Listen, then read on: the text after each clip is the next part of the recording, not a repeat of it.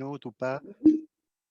Je lance l'enregistrement à la seconde. Merci Ok, beaucoup, merci. Pierre-François. C'est parfait. Merci, je me réjouis. Ok, je vais juste avoir besoin d'avoir les droits pour partager mon écran. Oui, pas de souci, c'est fait dans la seconde. Je me mets- tiens, j'ai plus le changement de rôle possible. Alors ça, c'est le tac, mettre en évidence. Est-ce qu'on a déjà eu ça quelque part? Je ne peux pas changer de rôle. Ah, mais il faut que je vienne ici peut-être pour pouvoir changer les rôles. Voilà, c'est fait. Quand on a deux, hein, on pilote quand même un peu de Ok, schizophrénie et on y est. super, ça devrait fonctionner. C'est tout bon, là, on voit l'écran. Ok, nickel. Donc, merci à tous. Merci pour l'invitation. Écoutez, je vais essayer de répondre, en tout cas d'apporter quelques éléments de réflexion ce soir sur les questions du numérique. Donc, comme il a été évoqué, je travaille sur ces questions un peu de rapport effectivement des apprenants aux outils et je travaille aussi un petit peu sur la conception des outils justement pour qu'ils soient les plus efficaces possibles pour répondre aux besoins, notamment des apprenants et en particulier leurs besoins cognitifs. Donc, c'est un peu l'objet de mon intervention ce soir, c'est d'essayer d'apporter quelques éléments issus de la littérature assez récente, c'est-à-dire que j'ai couvert un peu les dernières méta-analyses, revues littérature sur différentes questions que je vais vous présenter, pour essayer d'identifier un peu quelques recommandations qu'on pourrait essayer de suivre quand on conçoit des ressources numériques, en particulier quand on va essayer d'imaginer des dispositifs de guidage pour accompagner les apprenants dans ces situations donc d'utilisation de ressources numériques pour apprendre.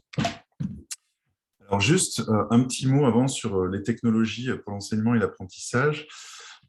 Ici, donc, je parle de technologies au sens large, mais vous allez voir, après, je vais resserrer un petit peu plus sur certains types de ressources sur lesquelles on travaille ici au laboratoire Clé, et je sais que certains collègues qui sont aussi présents ce soir, Mireille Bétrancourt ou Gaël Molinari, travaillent aussi sur ces choses-là.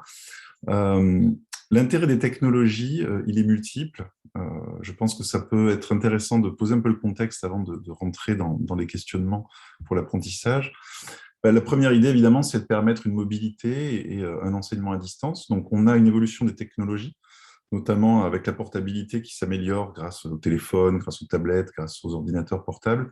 On peut commencer à imaginer, on met déjà en place des activités d'apprentissage hors classe, en mobilité, et ça permet évidemment de gérer des situations d'enseignement et de formation à distance. On l'a vu typiquement avec le Covid, ou ce qu'on est en train de vivre en ce moment finalement. Un autre intérêt des technologies, c'est de pouvoir mettre en œuvre des activités nouvelles. C'est-à-dire qu'ici, je vais essayer de parler de ressources numériques à partir du moment où elles apportent quelque chose que les ressources classiques, type papier-crayon par exemple, n'apporteront pas ou difficilement. Donc typiquement, quand vous avez des vidéos, des choses animées, on peut présenter certains mouvements, certaines animations, certaines dynamiques des informations qu'on peut plus difficilement présenter de manière classique. Où vous avez par exemple la réalité virtuelle qui permet de générer certaines immersions dans des environnements virtuels qui permettent aussi de manipuler des objets virtuels qu'on ne pourrait pas faire, par exemple en situation réelle, pour des questions de sécurité par exemple, ou de risque. Un autre intérêt donc du numérique pour la pédagogie et les apprentissages, c'est cette idée de pédagogie différenciée. On a des systèmes adaptatifs qui sont étudiés, qui sont conçus pour essayer de s'ajuster en fonction de l'avancée des apprenants dans leurs apprentissages, en fonction de leur profil, en fonction de la qualité de leur performance, de leur stratégie. Donc on a des systèmes qui peuvent s'adapter et proposer de nouveaux contenus, de nouvelles activités, des feedbacks, des guidages, on va en parler, en fonction de l'évolution de ces apprenants dans ces environnements. Donc, on a un intérêt potentiel de ces outils, c'est de pouvoir accompagner finalement des apprenants, avoir un ajustement en fonction de l'évolution et des besoins de ces apprenants. Autre intérêt évidemment du numérique, c'est de pouvoir répondre à certains handicaps, des handicaps sensoriels, mais aussi des handicaps cognitifs. On a certains outils, certaines applications qui permettent par exemple, de compenser ou en tout cas de contourner certaines difficultés, par exemple en proposant des modalités sensorielles différentes, notamment avec par exemple des modalités haptiques ou visuelles, qu'on pourrait plus difficilement utiliser dans des situations classiques. Donc, on a possiblement un intérêt majeur du numérique pour ces questions-là. Et enfin, un cinquième grand intérêt du numérique, c'est la possibilité d'enregistrer l'activité finalement des apprenants et d'en avoir une représentation. Et cette représentation peut être utile soit pour l'enseignant, c'est-à-dire que l'enseignant peut s'emparer éventuellement des traces, des stratégies, des comportements, des réponses que les élèves ont pu produire durant leur activité d'apprentissage, mais aussi on peut avoir une utilisation de ces traces-là, des activités, par les systèmes eux-mêmes, notamment dans les systèmes adaptatifs, qui leur permettent ensuite, justement, en fonction de l'enregistrement et de l'interprétation de ces traces, de proposer des ajustements de l'activité d'apprentissage. Donc ça, je dirais idéalement, voilà, potentiellement, tous les enjeux, toutes les plus-values potentielles que peuvent présenter les outils numériques. Mais vous allez comprendre, ici maintenant, je vais parler un peu des exigences cognitives de ces ressources. Donc, les travaux sur ces questions existent depuis une quarantaine d'années. On essaie de comprendre finalement comment ces nouvelles ressources, par leurs caractéristiques, peuvent susciter, nécessiter la mobilisation de certaines ressources, notamment cognitives. Et donc, à la fois, elles répondent à des besoins d'apprentissage, mais en même temps, elles peuvent engendrer de nouveaux coûts, de nouvelles difficultés. Donc, c'est un peu ça qu'on essaie de comprendre pour pouvoir justement les adapter et réduire ces coûts, ces difficultés. Alors, en termes d'exigences cognitives des ressources numériques, pourquoi celles-ci seraient particulièrement exigeantes? D'une part, souvent, les ressources numériques se caractérisent, alors pas toutes évidemment, c'est difficile de généraliser, il y a énormément de modalités d'applications différentes, de contenus différents, de structuration de ces contenus différentes, mais on peut dire globalement qu'un des intérêts des ressources numériques, c'est de pouvoir proposer des masses d'informations et des accès rapides aux informations. On le voit typiquement dans tout ce qui est documents multiples, hypertextes, hypermédias, quand vous êtes sur le web, etc. Vous pouvez en quelques clics rapidement accéder à certaines informations ou via un moteur de recherche, par exemple. Et donc, on a des étendues de contenus potentiels extrêmement larges. Et on sait très bien que cette étendue-là, elle est exigeante parce que l'apprenant va devoir repérer les informations pertinentes, faire des choix de parcours de navigation dans ces contenus, et ça a un coût cognitif, ça a des exigences qui peuvent possiblement le détourner de la tâche principale qui est celle de l'apprentissage. Autre difficulté potentielle, qui est à la fois une difficulté et un intérêt, c'est la multiplication des formats de présentation des informations. Grâce au numérique, on va pouvoir évidemment proposer du texte, on va pouvoir proposer de l'image, mais on va pouvoir proposer aussi des informations animées, des vidéos, on va pouvoir proposer du son, on va pouvoir également proposer des environnements virtuels, de la réalité augmentée, etc. Donc on va avoir la superposition ou je dirais l'intégration de différents formats de présentation. Donc on est dans des ressources numériques, des documents numériques qui peuvent être assez riches par la multiplication des formats. Or, cette multiplication, on va le voir très vite, peut avoir un coût cognitif, encore une fois, c'est-à-dire que l'élève, l'apprenant, va avoir une difficulté à savoir comment gérer cette multitude et comment intégrer les différentes informations des différentes sources d'informations et formats d'information. Enfin, dernier point important, c'est que le numérique, souvent, propose des modes d'interaction avec les contenus, que ce soit des modes de navigation, mais que ce soit aussi des modes de manipulation d'objets. On peut également activer certaines modalités plutôt que d'autres, etc. Donc, on va avoir des interactions qui peuvent aussi engendrer des coûts cognitifs, des coûts d'utilisation et des coûts, je dirais, de gestion de son propre apprentissage. Donc, je reviendrai sur ce point. Donc, voilà, en gros, possiblement, les difficultés apportées par les ressources numériques en raison de leur richesse à tous les niveaux. En gros, pour pouvoir répondre à ces exigences, pour pouvoir les exploiter efficacement, un apprenant a besoin de compétences, a besoin de ressources cognitives, métacognitives, on va en reparler. Et donc, on a énormément de travaux sur ces questions, notamment dans les travaux sur le multimédia qui s'intéressent justement à ces questions de format de présentation d'informations. Et une des questions qui se pose depuis longtemps, c'est de savoir finalement est-ce qu'on doit multiplier ces formats de présentation ou au contraire les réduire. Et on a une théorie qui est extrêmement connue, la théorie de l'apprentissage multimédia de Richard Mayer, qui propose un principe très simple et éprouvé dans de nombreux travaux. C'est qu'en fait, ce qui marche, c'est la combinaison de deux formats d'information et pas plus, 2 formats de manière simultanée, c'est-à-dire qu'on va présenter un format d'information plutôt pictural, on va présenter des images, des schémas, ce que vous voulez, mais qui relève plutôt du visuel et du spatial. Et on va le combiner à de l'information verbale. Donc cette information verbale peut être textuelle, mais elle peut être aussi orale, avec une narration. Par exemple, vous êtes en train d'expliquer un schéma que vous êtes en train de projeter à des étudiants. Donc c'est une forme de multimédia.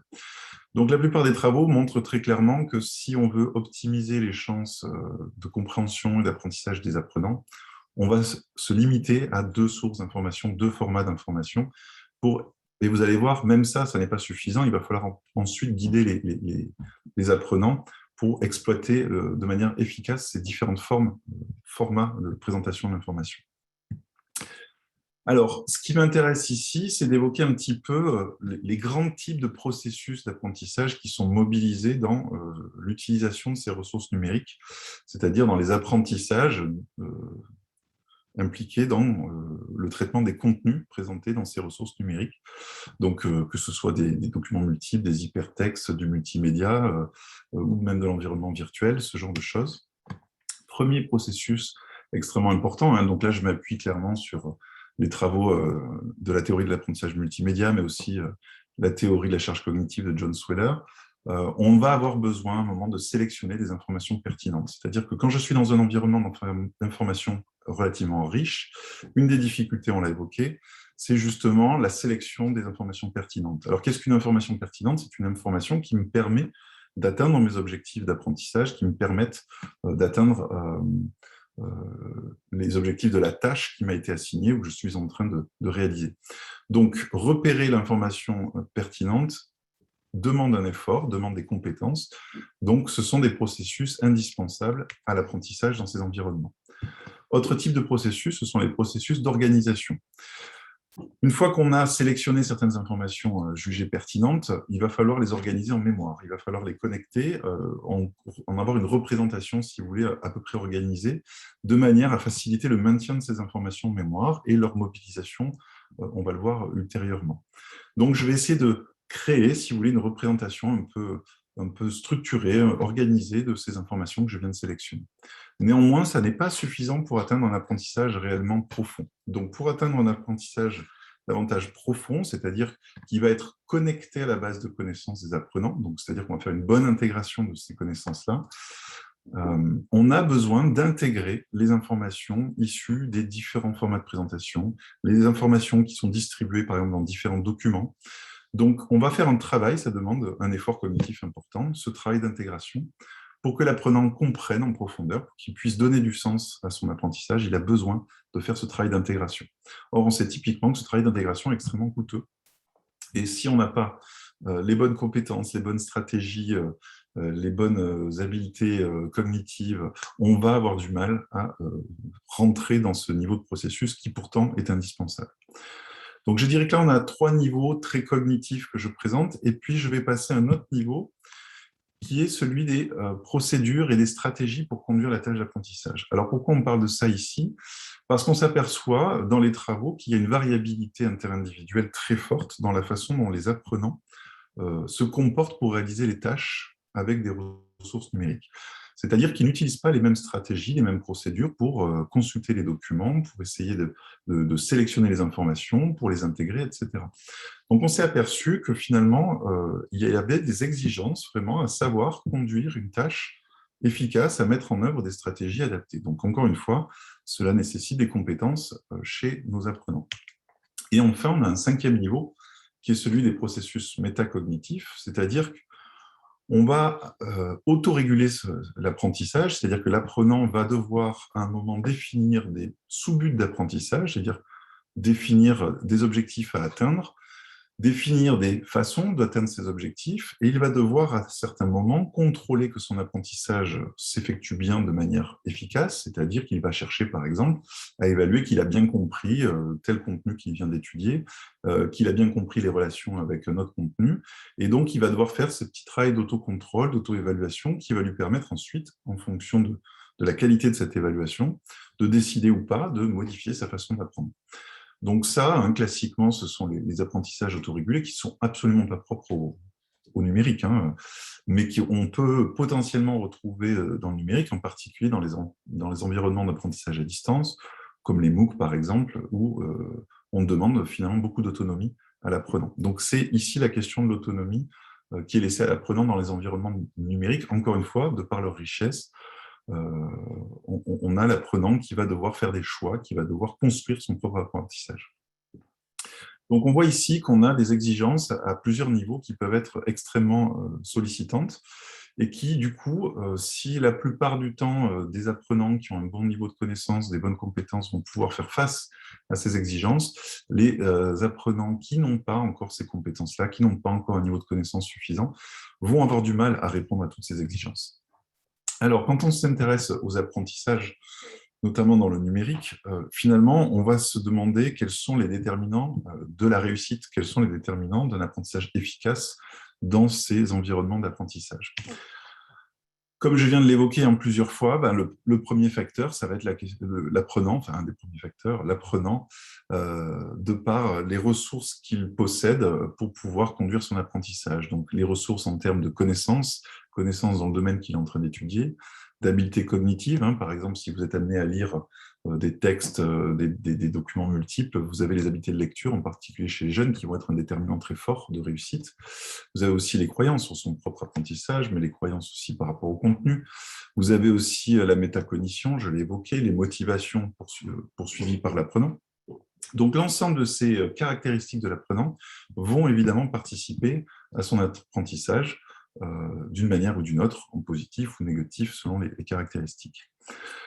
L'autre facteur important, évidemment, ce sont les ressources pédagogiques numériques, en l'occurrence ici. Donc, qu'est-ce qui va les caractériser? Un contenu avec des formats de présentation particuliers, on l'a évoqué, la façon dont l'information va être structurée, la complexité de l'information, sa granularité, mais également les fonctions qui vont être proposées dans la ressource, c'est-à-dire comment l'apprenant va pouvoir évoluer dans cet espace d'information, comment il va pouvoir interagir avec ces informations.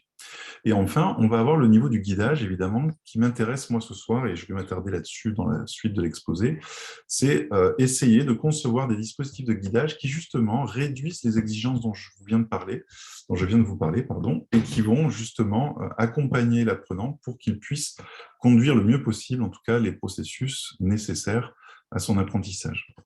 Mais on a deux autres types de facteurs, évidemment, fondamentaux à avoir en tête.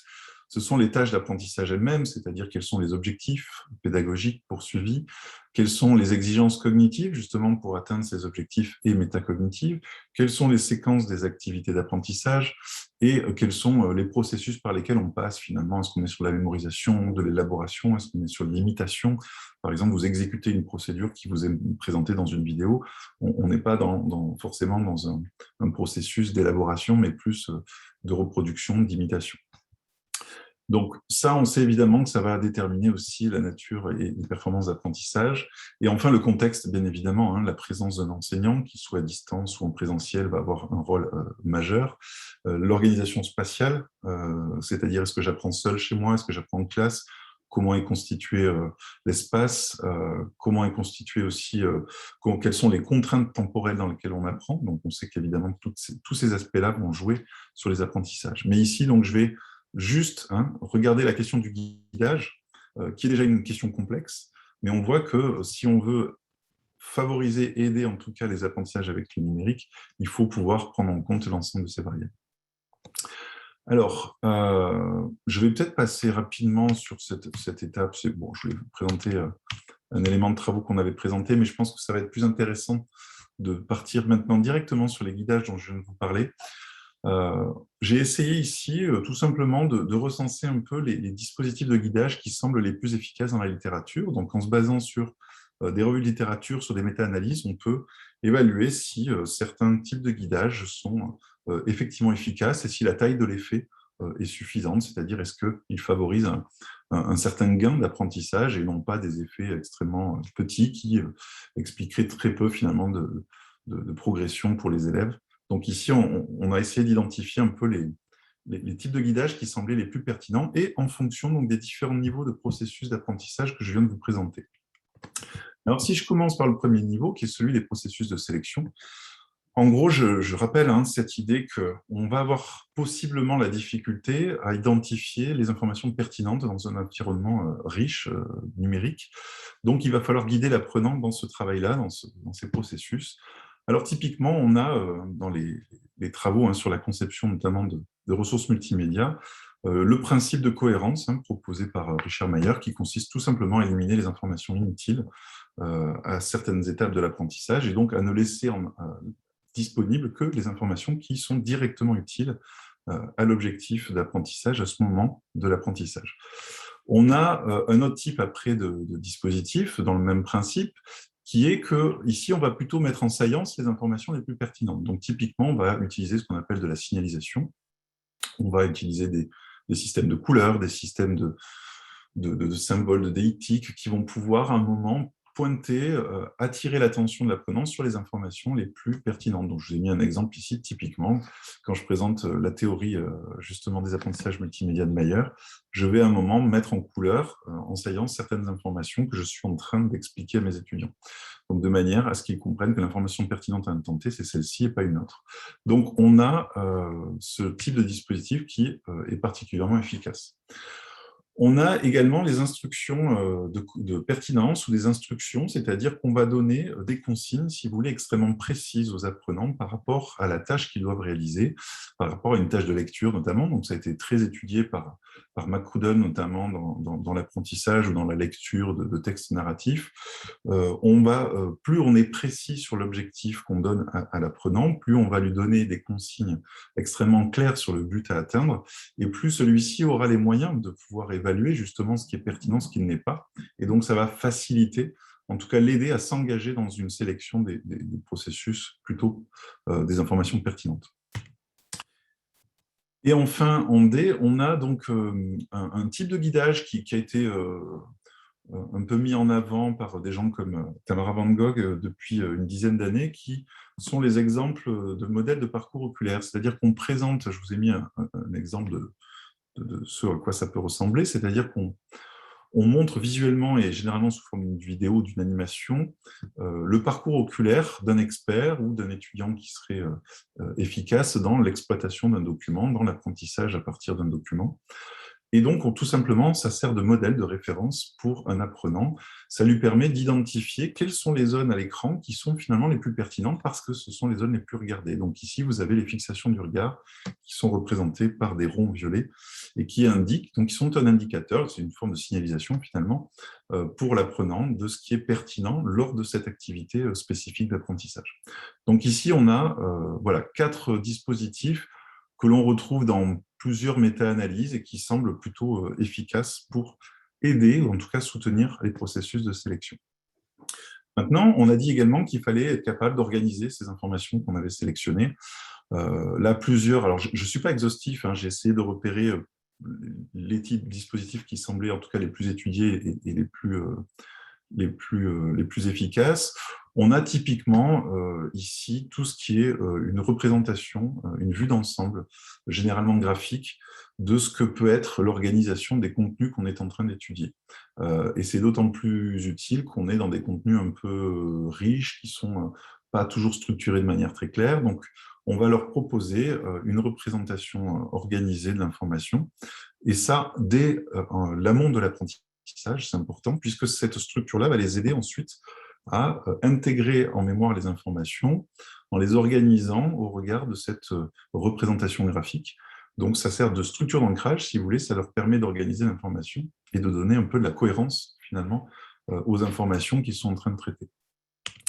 Enfin, on a un deuxième type de dispositif de guidage qui aide à organiser l'information en mémoire, typiquement dans les vidéos et dans les informations plutôt continues et animées. C'est le principe de segmentation qui est très, très étudié aussi dans le domaine du multimédia, qui consiste finalement à créer, si vous voulez, des unités signifiantes d'apprentissage, c'est-à-dire qui font sens pour l'apprenant, qui lui permettent à un moment, plutôt que de visualiser, de traiter un mouvement continu ou un phénomène, une animation de manière continue, on va la décomposer en unités de sens de manière à ce qu'il puisse construire mentalement une représentation organisée du phénomène, par exemple, qu'il est en train de visualiser. Donc, ça va permettre à l'apprenant donc d'organiser en mémoire. Et si en plus cette segmentation amène certaines pauses entre chaque étape, ça permet aussi à l'apprenant de continuer un travail cognitif pour faciliter ce travail d'intégration en mémoire. Donc voilà en gros les deux grands types de structuration, enfin d'aide à la structuration, à l'organisation des informations en mémoire qu'on retrouve dans les travaux. Et je ne parle pas évidemment de tout ce qui est indice organisationnel qu'on va trouver dans les documents, comme les titres, comme les paragraphes. Voilà, la façon déjà dont l'information est structurée va bien sûr avoir un rôle sur les processus d'organisation. Troisième type de processus, il s'agit des processus d'intégration. Comme je vous disais, si on souhaite que les apprenants aient construit un apprentissage relativement profond, c'est-à-dire qu'ils aient créé du sens, qu'ils aient pu intégrer ce sens-là à leur base de connaissances de manière à pouvoir le transférer plus facilement à de nouvelles situations. Donc, pour pouvoir transférer les connaissances, j'ai besoin de les avoir intégrées en profondeur. Sinon, je reste dans des apprentissages de surface et j'ai du mal à remobiliser ces connaissances dans de nouvelles situations. Donc ici, l'intégration, on l'a compris, c'est un processus important. Les travaux montrent que finalement, toute forme d'incitation, ce qu'on appelle les prompts en anglais, alors je n'ai pas trouvé la définition idéale, mais en gros, ce sont des questions incitatives, des messages incitatifs qui peuvent être en amont de l'apprentissage, sous forme de consignes, si vous voulez, mais aussi pendant l'apprentissage. Vous avez des messages qui surviennent au cours de l'apprentissage et qui vont guider justement l'apprenant vers certains processus. Donc ici, on peut avoir des prompts qui tout simplement guident l'apprenant en essayant de l'amener à réfléchir, à essayer de créer des connexions, à élaborer des choses en comparant différentes informations, par exemple issues de deux documents différents ou de deux formats d'informations différents. On va avoir une nouvelle fois les vues d'ensemble graphiques qui peuvent être utiles à organiser l'information, on comprend bien, mais aussi à faire des comparaisons et à faire des connexions de manière à pouvoir traiter plus en profondeur les informations. On va avoir aussi un principe très classique dans le multimédia qui est celui de la contiguïté spatiale, c'est-à-dire que quand vous avez deux formats de présentation des informations qui sont présentées de manière séparée, vous avez un exemple ici à gauche, l'apprentissage sera un peu plus difficile puisque le processus justement d'intégration ici qui va consister à faire le matching entre les informations qui sont présentées sur l'image et les informations ici qui sont présentées sur le texte est rendu difficile. Or, il est nécessaire pour pouvoir construire une bonne représentation de ce contenu. Donc, tout simplement en faisant une intégration spatiale, c'est-à-dire que vous intégrez les deux formats de présentation, vous réduisez les difficultés d'appariement, de connexion pour les apprenants, et donc normalement, on soulage les ressources en mémoire de travail pour les étudiants, pour les apprenants, pour pouvoir justement opérer ces processus d'intégration. Enfin, un autre principe qui a été étudié dans la littérature, c'est la signalisation, une nouvelle fois, on l'a dit, qui sert à la sélection des informations pertinentes, mais elle peut servir aussi, on l'a vu notamment dans une méta-analyse de Richter, qu'elle peut être utile à l'intégration justement entre des informations qui sont présentées dans différents formats de présentation. Donc typiquement ici, je vous ai mis un exemple tiré de l'article, où on va avoir les informations ici textuelles dans une certaine couleur qui correspondent aux informations imagées ici dans les mêmes couleurs. Donc ça facilite, si vous voulez, le matching, cette intégration entre les informations issues des différents formats de présentation. Donc voilà, ici, je dirais, du point de vue cognitif du traitement des contenus, on va dire que ce sont les trois grands niveaux de processus qu'on va retrouver notamment dans les apprentissages multimédia. Et voilà en gros les principaux dispositifs de guidage qui vont essayer à la fois de soulager l'apprenant en évitant qu'il engage des processus inutiles pour son apprentissage, mais c'est surtout, le guidage consiste aussi à l'orienter, le diriger vers des processus utiles, donc comme la sélection, l'organisation et l'intégration. Mais malgré cela, on peut se retrouver avec des difficultés d'apprentissage, tout simplement parce que les apprenants ne mobilisent pas les bonnes stratégies d'apprentissage. C'est-à-dire qu'ils vont avoir du mal à suivre des étapes qui soient finalement plutôt utiles, optimales pour leur apprentissage. Donc ici, on a un ensemble de propositions en termes de guidage. Tout simplement, on peut imposer les étapes de traitement des ressources numériques. C'est-à-dire qu'on construit un scénario pédagogique où on impose telle étape. Donc on va par exemple, je vais vous présenter une étude qu'on a menée récemment sur cette question. on va imposer des étapes d'apprentissage et les apprenants sont tenus de respecter ces étapes-là. Et on s'aperçoit que, évidemment, si les étapes sont pensées de manière cohérente par rapport à la tâche d'apprentissage et à l'objectif, normalement, on soutient de meilleures performances d'apprentissage. On peut aussi avoir des incitations, sans imposer des traitements particuliers. On peut inciter à suivre certaines stratégies. Donc là encore, on peut recourir aux prompts dont je vous ai parlé, donc ces questions incitatives, qui peuvent orienter durant l'activité l'apprenant vers plutôt tel type d'étape, de stratégie, plutôt qu'une autre. Et enfin, on va retrouver les exemples de modèles de mouvement oculaire dont je vous ai parlé précédemment. Non seulement ils sont utiles pour repérer des informations pertinentes, mais ils peuvent aussi être utiles pour repérer des séquences de prise d'informations. Donc ici, imaginons que vous avez une animation qui vous montre par quoi un expert commence quand il consulte une information sur le document, sur une vidéo, sur une image, sur ce que vous voulez. Et ensuite, vous allez voir les étapes par lesquelles passe l'expert, c'est-à-dire quelles sont ensuite les informations qui sont consultées et pourquoi pas les retours en arrière que va faire l'expert en fonction des informations visitées. Donc, ça donne un modèle de référence aussi pour construire son propre parcours, construire sa propre séquence d'apprentissage. Alors, je vais vous donner voilà, 2 exemples très rapides. Dans un projet qu'on a mené sur des apprentissages à partir de vidéos chez des élèves de 5e, donc on a fait ça dans plusieurs collèges en France auprès de voilà, 600 élèves à chaque fois. On a obtenu à peu près à chaque fois les mêmes résultats de ce point de vue-là, c'est que les élèves, finalement, consultent les vidéos de manière assez passive. Soit ils les consultent de manière linéaire une fois, c'est-à-dire ils jouent la vidéo une fois, soit ils la jouent une deuxième fois, voire une troisième fois, mais toujours de manière passive, au sens où ils jouent juste la vidéo, sans mettre en pause, sans revenir en arrière. Et on a des étudiants, enfin des apprenants ici, des élèves de 12 ans, qui, eux, sont plus interactifs, c'est-à-dire qu'ils vont faire plusieurs visionnages, mais surtout, ils vont revenir en arrière, ils vont faire des pauses. Il y a des interactions avec les contenus. Et quand vous regardez un peu la distribution de ces façons, je dirais, d'exploiter les ressources, on s'aperçoit que finalement, les élèves, à 90% quasiment, sont assez passifs, en tout cas passifs dans leur façon de consulter la vidéo. Ça ne veut pas dire qu'ils le sont totalement cognitivement, hein, il faut dissocier les choses. Mais on voit qu'on n'a que 12% finalement des élèves qui sont vraiment actifs. Et d'ailleurs, je note au passage que ces élèves sont évidemment les élèves qui ont les meilleurs niveaux de connaissances et des croyances épistémiques, puisqu'on travaillait sur la pensée critique, qui étaient les plus élaborées. Donc, on a bien des étudiants avec un bon niveau de ressources, ils sont en capacité d'être interactifs. Mais donc, ce qu'on a montré ici, c'est que finalement, les bonnes stratégies, elles ne sont pas évidentes, donc on doit accompagner les apprenants sur ce point-là. Donc, on a mené une étude il y a quelques années avec donc Jordan Lombard et Ivar Bratten et Cécile van den Put sur la façon dont on pouvait accompagner des étudiants dans leur façon d'étudier différents documents qui traitent ici des effets du soleil sur la peau, avec des effets positifs évidemment par rapport à la création de vitamines, mais aussi avec des effets négatifs relatifs donc à de possibles cancers ou de maladies de peau.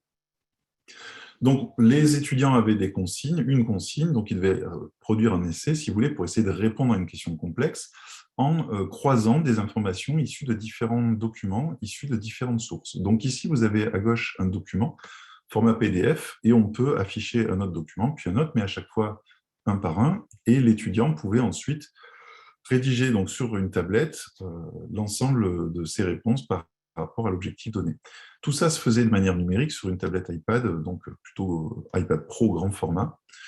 Et on a comparé ce groupe contrôle, donc avec un logiciel classique Adobe Reader donc pour lire des PDF, à d'autres étudiants qui étaient, eux, dans une condition qui consistait à utiliser une application un peu innovante, justement pour étudier des documents multiples, c'est-à-dire qu'on pouvait ici avoir un aperçu des différents documents, ce qui facilite aussi une représentation de l'espace d'information dans lequel on évolue, et on pouvait surtout sélectionner les informations et les extraire de manière très facile ici à droite, et quand vous cliquez sur une information que vous aviez extraite, vous pouviez revenir grâce à des liens automatiques à l'endroit où vous aviez trouvé cette information, ce qui permettait de recontextualiser l'information.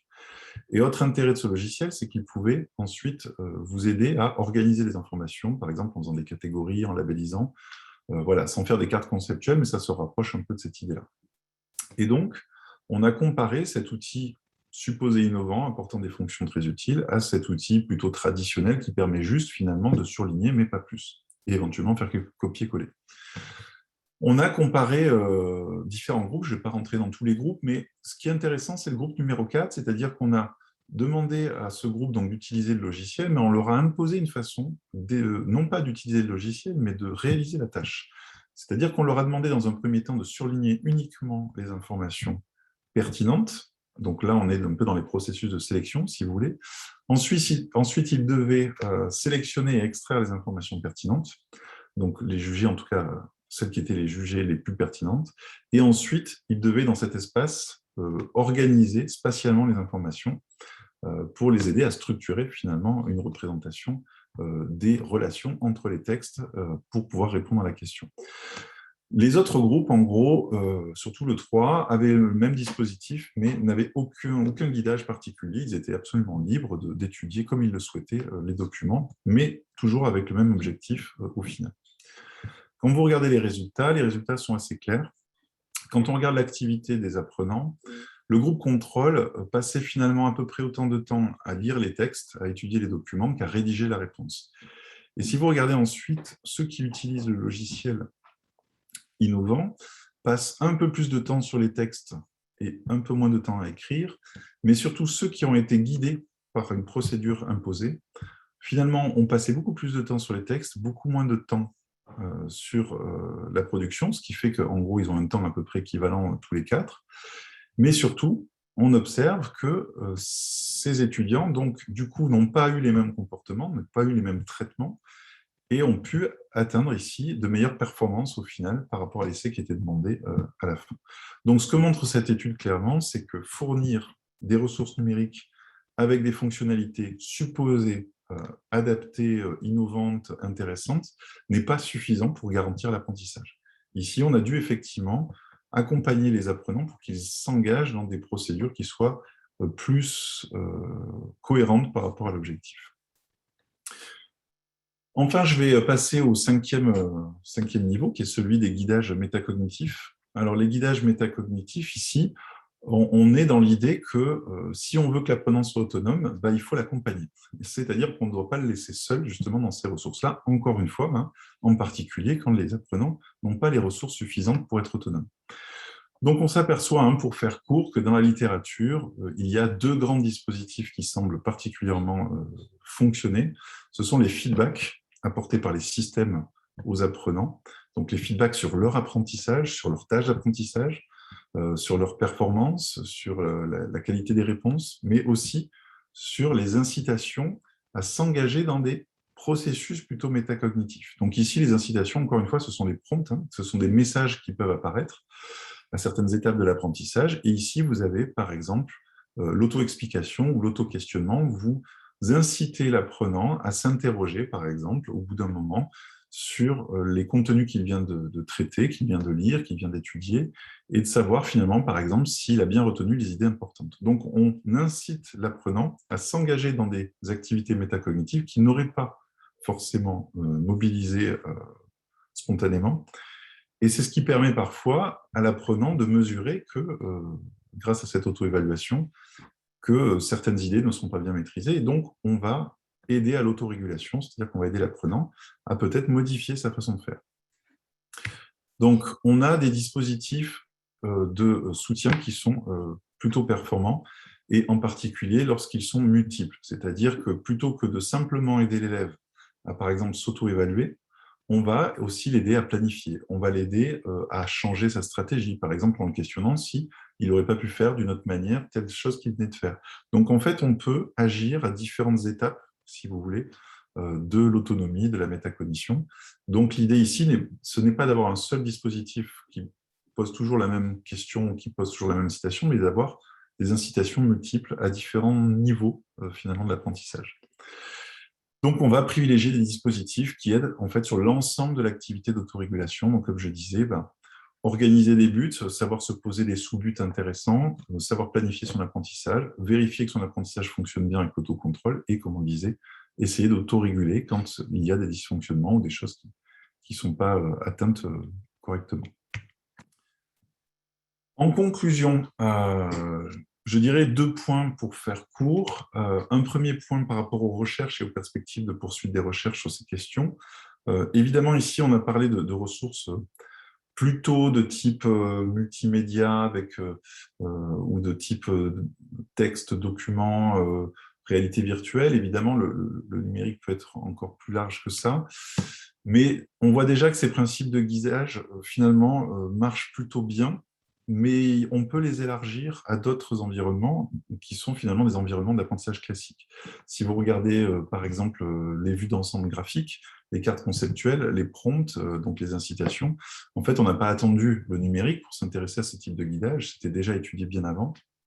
Et on s'aperçoit, en fait, que certains dispositifs de guidage qui sont très pertinents pour des situations, je dirais, traditionnelles, en tout cas sans outils numériques, se révèlent tout aussi performants pour le numérique, mais on a aussi des dispositifs de guidage qui sont plus particulièrement intéressants par rapport au numérique parce qu'ils répondent à des spécificités du numérique, comme par exemple dans les vidéos avec l'idée de segmentation d'informations animées, par exemple. On s'aperçoit que certains types de guidage donc, sont utiles à différents niveaux des processus. Quand on distingue les 5 niveaux que je vous propose, on s'aperçoit que des dispositifs comme les prompts, donc ces incitations, sont particulièrement intéressants à la fois pour la sélection d'informations, à la fois pour l'intégration, à la fois pour la métacognition. Donc on s'aperçoit qu'en fait, ces incitations-là sont intéressantes parce qu'elles peuvent guider à chaque fois vers des processus utiles à certains moments de l'apprentissage. Donc, ce qui est intéressant, c'est surtout de ne pas considérer qu'un dispositif est spécifique uniquement à un niveau de processus. Potentiellement, il peut être utile à différents niveaux. Enfin, l'idée également pour poursuivre les recherches serait d'investiguer les guidages des processus d'intégration. Même si on a des travaux pour essayer de comprendre comment aider ces processus d'intégration, je dirais que ces processus sont peut-être les plus complexes, les plus coûteux cognitivement à mettre en place comparativement à de la sélection et à de l'organisation. Donc, il y a, je pense, un enjeu à continuer à travailler la conception des ressources, la conception de dispositifs de guidage pour spécifiquement ce type de processus qui sont certainement les plus exigeants au niveau cognitif, en tout cas entre les 3 premiers. Enfin, un autre point intéressant, il me semble, à traiter pour les futures recherches, c'est la question de la perception des dispositifs de guidage. Ce que je n'ai pas présenté ici, on travaille aussi sur l'acceptabilité dans le laboratoire, l'acceptabilité des technologies, des outils, par les apprenants, mais aussi par les enseignants. On s'est aperçu dans l'étude que je vous ai présentée sur le guidage de la procédure à suivre dans l'étude des documents, que, en fait, cette situation d'apprentissage où on impose une séquence d'apprentissage pourtant efficace, pourtant optimale, et finalement celle qui est la moins acceptée par les apprenants. C'est-à-dire que la situation était tout à fait facile pour eux en termes d'utilisation de l'outil, on avait vérifié ça, ce n'est pas un problème d'outil, ce n'est pas un problème de fonctionnalité. En revanche, quand on leur demande quelle est la perception qu'ils ont de l'utilité finalement de cette situation d'apprentissage, de ce dispositif, on s'aperçoit que cette perception est plus négative quand on les a guidés que quand on ne les a pas guidés. Donc, ça pose des questions aussi en termes de subjectivité, côté apprenant, c'est-à-dire comment ce guidage est perçu ou comment le dispositif est perçu quand on est peut-être dans un espace très contraint, très guidé. Enfin, je finirai sur des recommandations pédagogiques avec 3 grands principes. Premier principe, c'est de s'assurer tout simplement déjà qu'on a des ressources numériques qui soient adaptées aux objectifs d'apprentissage qu'on poursuit. Ce que je veux dire, c'est que plutôt que de chercher parfois à guider efficacement un apprenant, peut-être la première question qu'il faut se poser, c'est est-ce que la ressource que je mobilise, que je suis allé chercher ou que j'ai construite, est-ce que cette ressource est adaptée finalement à l'objectif que j'ai fixé à mes élèves, à mes apprenants. Donc ça, c'est peut-être voilà, la priorité. Et ensuite, si je pense que cette ressource est adaptée, alors ensuite, je vais penser au niveau de la conception pédagogique le dispositif de guidage. Pour guider ensuite donc, les apprenants, on l'a un petit peu évoqué avant, un enjeu, je pense, pour les formateurs, les enseignants, c'est de penser le guidage aux différents niveaux dont on a parlé. On doit pouvoir aider les étudiants, les apprenants à sélectionner les informations pertinentes, à les organiser, à faire de l'intégration, mais aussi, on l'a vu, possiblement, à conduire la bonne séquence d'apprentissage et à être autonome, en tout cas, dans certains espaces numériques ou certains espaces qui exigent de l'autonomie. Donc, on s'aperçoit que si on laisse tomber certains niveaux, on prend le risque qu'on n'atteigne pas finalement les performances SPL. Enfin, je finirai sur ce dernier point qui me paraît important, à la fois pour les recherches et pour la pédagogie, c'est s'assurer d'une interprétation, je dirais, et d'une utilisation facilitée des dispositifs de guidage par les apprenants. Ce que je veux dire, c'est qu'il faut absolument éviter de proposer des dispositifs d'apprentissage qui soient cognitivement coûteux. Donc, ce serait un paradoxe, hein, c'est-à-dire que potentiellement, on a des dispositifs de guidage qui détournent l'attention de l'apprenant et donc qui détournent l'attention des contenus à apprendre, tout simplement parce que le dispositif est mal pensé ou qu'il utilise, par exemple, des codes linguistiques qui sont difficiles à interpréter par un élève. Prenons l'exemple d'une flèche. Si vous mettez une flèche, donc comme un outil de signalisation dans votre ressource, comment peut être interprétée la flèche? Est-ce que c'est une flèche qui relève de la déictie, qui pointe un élément, ou est-ce que c'est une flèche qui traduit un mouvement? Donc, vous voyez, on peut avoir des difficultés d'interprétation aussi des dispositifs de guidage. Donc ça, c'est une vraie question qui a été soulevée déjà dans des méta-analyses. Je pense notamment à celle sur les vidéos de Bernet et Bétrancourt, qui justement interrogent le rôle notamment de la signalisation dans les animations, qui peuvent être parfois interférentes ou distractrices par rapport à l'apprentissage visé initialement. Et je finirai donc sur ce point-là, et donc je suis à votre écoute si vous avez des questions. Merci beaucoup. Je vais peut-être arrêter le partage. Ah, pardon. Voilà. Merci beaucoup pour cette bravo. On voit les bravos qui arrivent dans le chat. Ce que je propose, c'est que, alors peut-être que, première chose, je vais arrêter l'enregistrement parce qu'on a toujours été assez clair. Voilà, c'est fait que la